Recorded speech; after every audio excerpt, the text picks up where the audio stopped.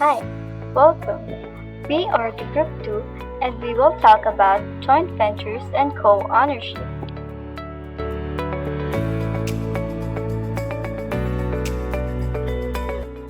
Joint ventures is a business entity created by two or more parties.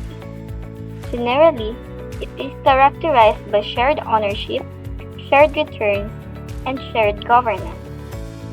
It means the two parties collaborate for a specific purpose. Joint ventures can have positive and negative impacts to a business, which is it can help your business grow faster, especially if you are planning to enter into a new market. Companies can achieve more than they could individually. You gain access to your partner's financial resources, technology, human capital, staff with specialized skills, and market knowledge. It will help you increase productivity and greater profits. Other benefits of it include access to new markets and distribution networks. On the other hand, joint ventures can pose risks relating to liabilities and the potential for conflicts between parties. Problems are likely to arise if the objectives of the ventures are unclear or the communication between parties is not great. Purpose and benefits of joint venture.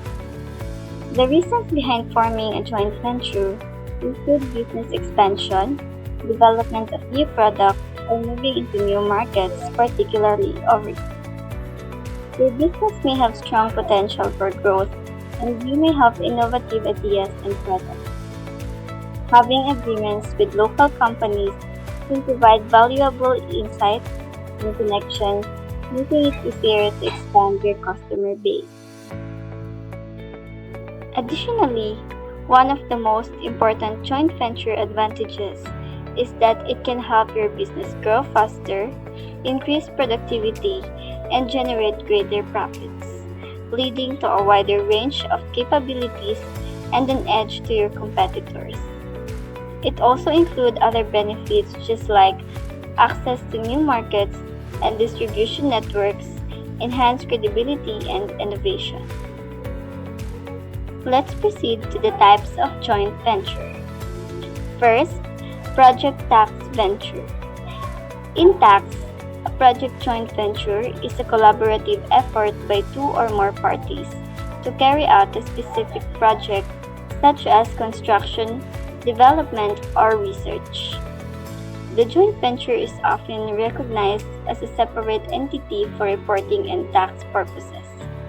Each joint venture partner is responsible for declaring their share of project-related income and expenses on their tax returns.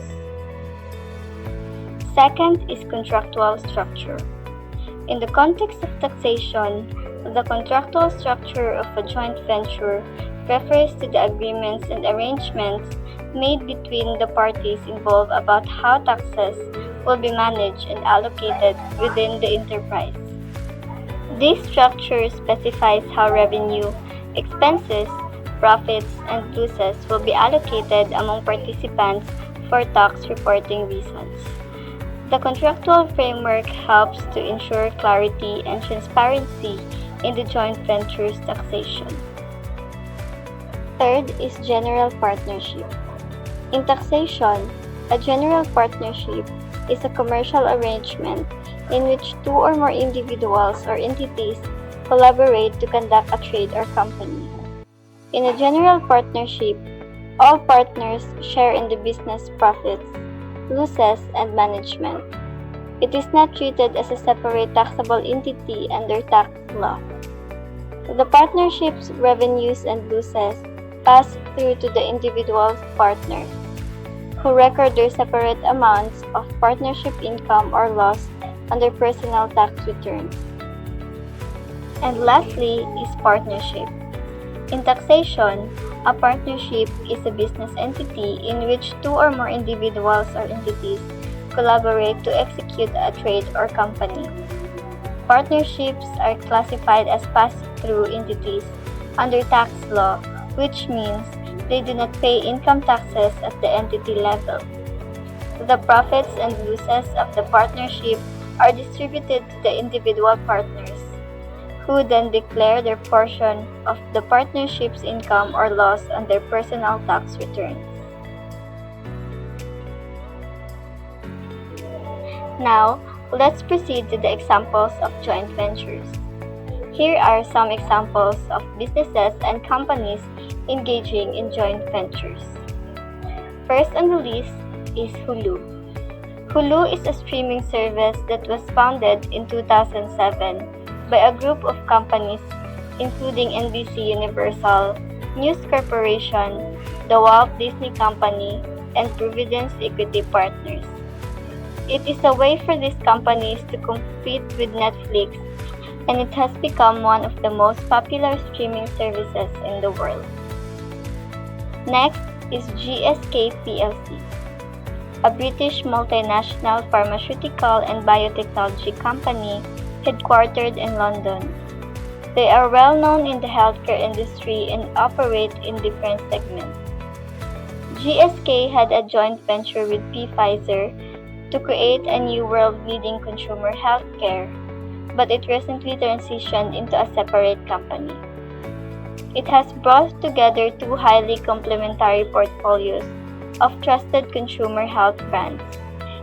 Lastly is the Ford and Toyota. Ford and Toyota is two of the world's largest and most successful automobile manufacturers. They had a joint venture, but it wasn't a long-term success.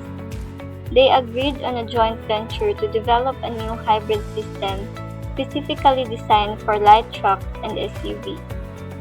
They aim to create a fuel-efficient hybrid powertrain, but they both faced pressure due to environmental regulations that eventually resulted in cancellation of the project. Entering a joint venture can be a risky move for a business. That is why planning is crucial for success. So now, let's talk about the factors to consider before entering a joint venture. First is the type of joint venture you want. Consider how you want the venture to be structured. Will it be a separate company, a partnership, or a contractual agreement? Because each structure has different implications in your business in terms of ownership, profits, losses, and control. Decide, will it be a small, focused project or a large-scale undertaking. This will influence the resources required and the level of complexity involved. Second is the goals and objectives. Ensure that you and your potential partner have a clear and shared vision for the joint venture. Make sure that there is a specific goal you aim to achieve that still aligns your individual business. Third is records and confidentiality. Have a clear agreement on ownership, use, and disclosure of any confidential information or technology involved in the venture. This will ensure transparency and accountability for all parties involved, and it will also implement strong data security to protect sensitive information belonging to both companies and the venture itself. Fourth is legal and regulatory requirements. Comply and understand legal and regulatory requirements that may apply to the joint venture. Explore the tax implication of the joint venture structure and how profits and losses will be taxed for each company or business. And lastly is the right partner. Look for a partner whose strength will help your own business.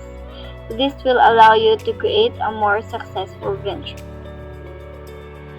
In addition, assess the cultural fit between your company and your potential partner if you can work together effectively despite potential differences in work styles or communication approaches. Do also research your potential partner's track record.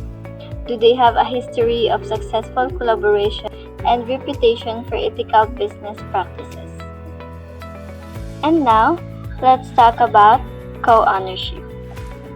Co-ownership refers to a joint ownership of property or item by two or more people. with each co-owner typically owning a share of the business. There are various ways to be a co-owner, such as partners in a company enterprise, tenants in common, or joint tenancy. Each form of co-ownership has unique legal outcome regarding the rights and obligations of the co-owners, including matters about administration, use, and disposal of the asset or property. Co-ownership can occur in various forms, such as joint tenancy, a property that involves two or more people owning an equal share of the asset. All joint tenants share equally in the financial obligation and enjoy the benefits of the property. Second is tenancy in common. It is a co-ownership where two or more people own a property, but each has a separate transferable stake. Each tenant in common has independent interest, equal possession rights, and the freedom to sell or transfer their ownership interest independently without co-owners' consent.